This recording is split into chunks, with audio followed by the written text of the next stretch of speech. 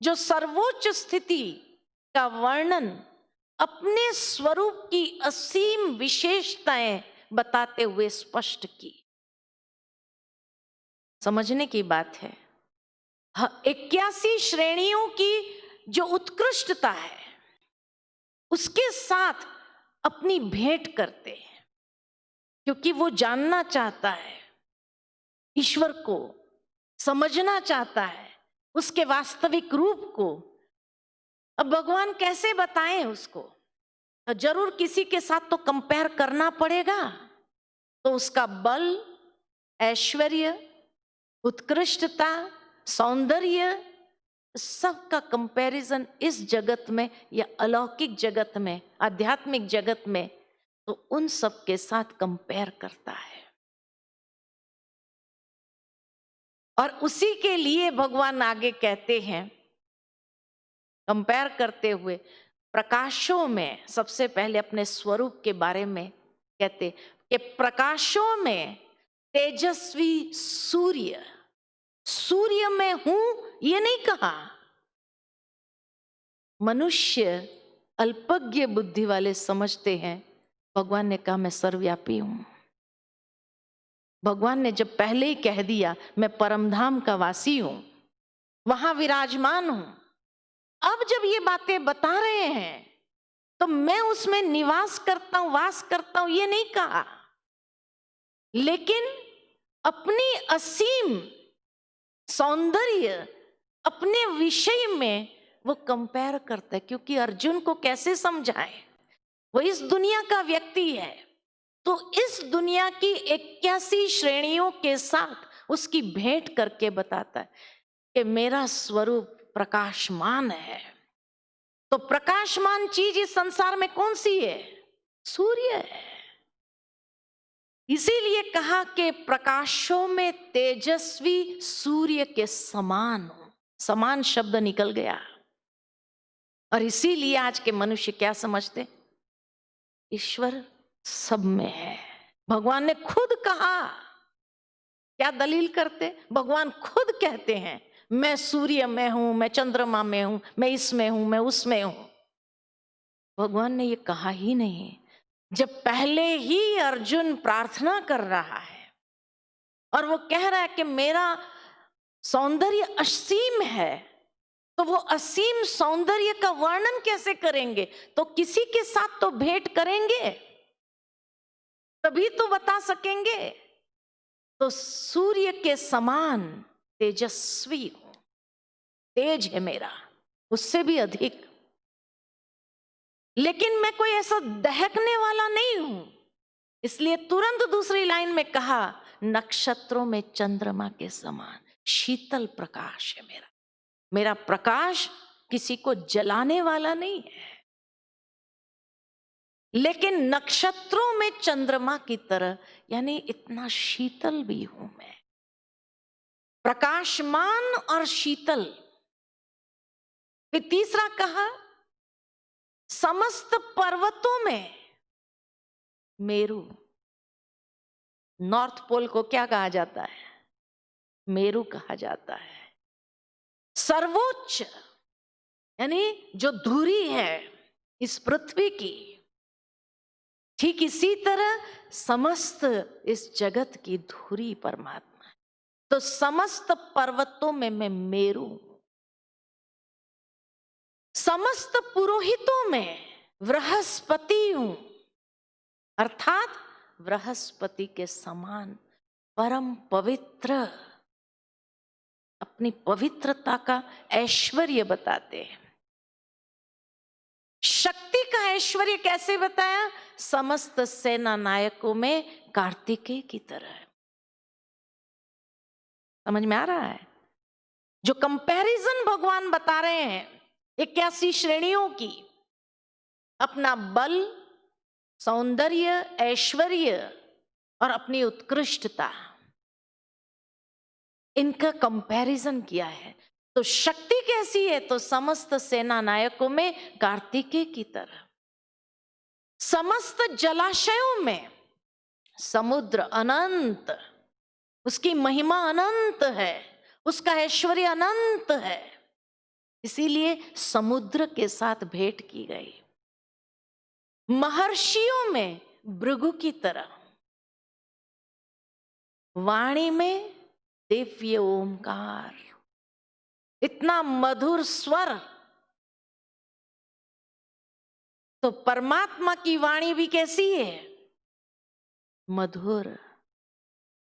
समस्त अचलों में हिमालय की तरह अचल, अडोल, वो विचलित नहीं होता है, तटस्थ रहता है। समस्त वृक्षों में पीपल की तरह।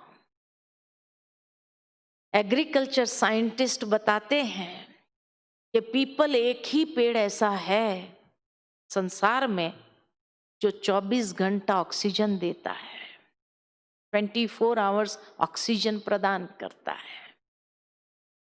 तो इसी तरह मनुष्य आत्माओं को भी जो जीवन जीने के लिए आवश्यकता है, वो स्रोत कौन है? वो पीपल की तरह परमात्मा ही है। इसलिए कहा कि समस्त वृक्षों में पीपल की तरह प्राणवायु भरने वाला, मनुष्य आत्माओं को जीवन प्रदान करने वाला। फिर कहा सिद्ध पुरुषों में कपिल की तरह, सर्व सिद्धियां ईश्वर के पास है।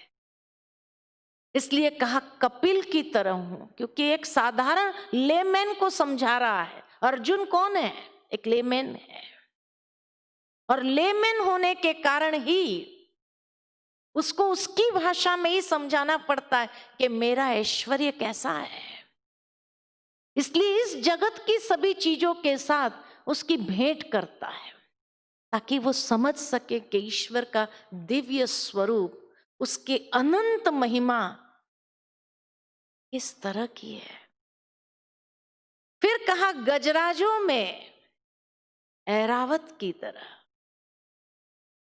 ऐरावत इस जगत का नहीं है, आध्यात्मिक जगत का दिखाया गया, अलौकिक जगत का दिखाया गया। इसलिए कहा गजराजों में ऐरावत की तरह, इतना शक्तिशाली, शुद्ध। मनुष्य में राजा की तरह, सर्वशक्तिमान हो। एक राजा के पास सारी अथॉरिटी होती है, तो परमात्मा के पास भी सारी अथॉरिटी है। हथियारों में ब्रज की तरह, गायों में सुरभि की तरह। सुरभि माना सबकी मनोकामना पूर्ण करने वाली। तो परमात्मा भी ऐसे हैं जो सर्व की मनोकामना पूर्ण करने वाले हैं। दैत्यों में भक्त राज प्रहलाद की तरह, क्योंकि भक्त भले असुर घराने में थे, लेकिन फिर भी इतना शुद्ध श्रेष्ठ माना गया। तो परमात्मा भी सर्वश्रेष्ठ है। पशुओं में सिंह की तरह राजा है, अथॉरिटी, सुप्रीम अथॉरिटी उसके पास है। पक्षियों में गरुड़ की तरह, सबसे ऊंचा उड़ने वाला, यानी इतनी ऊंची उड़ान है उस ईश्वर की भी। शस्त्रधारियों में राम की तरह। अगर कृष्ण बोलता था तो कहता था तुम मुझे देख रहे हो ना। राम की तरह क्यों कहा? मर्यादा पुरुषोत्तम। ईश्वर भी मर्यादा पुरुषोत्तम है। पुरुषोत्तम, उत्तम पुरुष है ना, आत्मा है वो भी, लेकिन परमात्मा, लेकिन मर्यादाओं में उत्तम है। इसीलिए कहा शस्त्रधारियों में राम की तरह। अगर ये फिजिकल ग्रॉस लेवल पर अगर ये बात ली जाए तो इसका मतलब तो ये हुआ कि खाली राम में, बाकी किसी में नहीं है। तो बाकी सभी देवताओं की जो हम पूजा करते हैं तो व्यर्थ हो गई। इसीलिए भाव को समझना है। गीता के अंदर जब पहले ही 9वें अध्याय में कह दिया है कि सीक्रेट ऑफ ऑल सीक्रेट्स, रहस्य में सर्वश्रेष्ठ रहस्य वाली अगर बात कहते हैं भगवान, वो गीता है। तो इतना ग्रॉस लेवल पर तो भगवान बात नहीं करेंगे। लेकिन आज के मनुष्य ने समझ लिया, भगवान ने कहा मैं इन सब में हूं। इसीलिए पीपल की भी पूजा करेगा, गाय की भी पूजा करेगा, वो सिंह की भी पूजा, सबकी पूजा करना चालू कर दिया। गरुड़ की भी पूजा करेगा। क्यों? भगवान ने कहा। और इसीलिए बाकी प्राणियों को मार सकते क्योंकि भगवान उनमें नहीं है। खा सकते हैं क्योंकि भगवान उनमें नहीं है। सिंह को नहीं मार सकते, न खा सकता है। और इसीलिए कहीं ना कहीं कहा कि हाँ उसकी पूजा करो। तो देवियों को भी वाहन के रूप में सिंह दिखा दिया, है ना। वास्तव में भगवान का जो रहस्य युक्त भाव है उसको समझने की आवश्यकता है।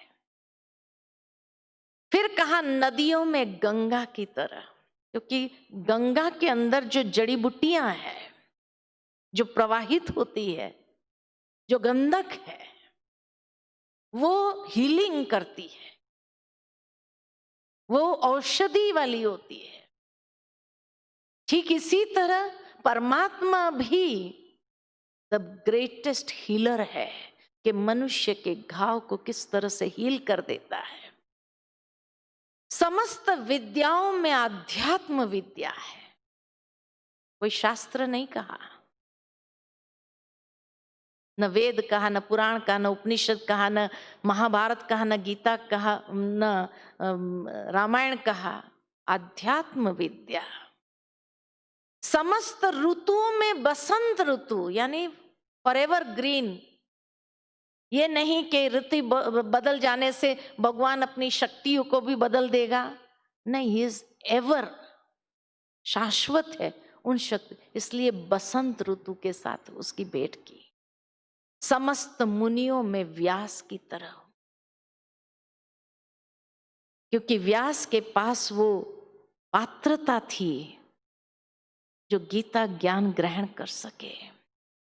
तो इसी तरह वो पात्रता प्रदान करने वाला कौन है? फिर कहा समस्त सृष्टि का बीज हूं, आई एम द सीड।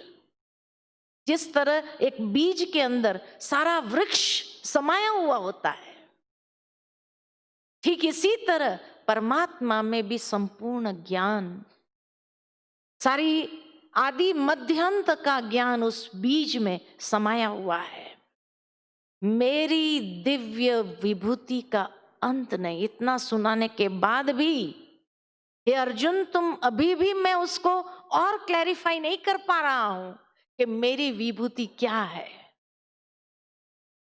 उसका अंत नहीं। सारा ऐश्वर्य, सौंदर्य तथा तेजस्वी सृष्टियां वह सिर्फ मेरी विभूति का वर्णन करने में कैसा है, मेरे स्वरूप का वर्णन करने में अंश मात्र मेरी विभूति का स्पष्टीकरण कर सकती है। यह फुल स्पष्टीकरण नहीं है। ये एडमिट कर लिया कि भाई तुम्हारी दुनिया के अंदर जो चीजें हैं जिसके साथ मैं अपना कंपैरिजन कर सकता हूं, ये 81 श्रेणियों के साथ तो कंपैरिजन किया, लेकिन सिर्फ अंश मात्र अभी भी मैं अपनी विभूति के बारे में तुझे बता पाया हूं। ये मेरा संपूर्ण स्वरूप नहीं है अभी भी। ये बात कितना सुंदर तरीके से भगवान कहते हैं। अब 11वें अध्याय में अर्जुन की प्रार्थना है कि अब मैं देखना चाहता हूं। अगर आप वर्णन नहीं कर पा रहे हैं, इतना असीम ऐश्वर्य और ये है, तो अब मैं आपको देखना चाहता हूं। क्या आप मुझे वो नेत्र दे सकते हैं जिससे मैं आपको देखूं?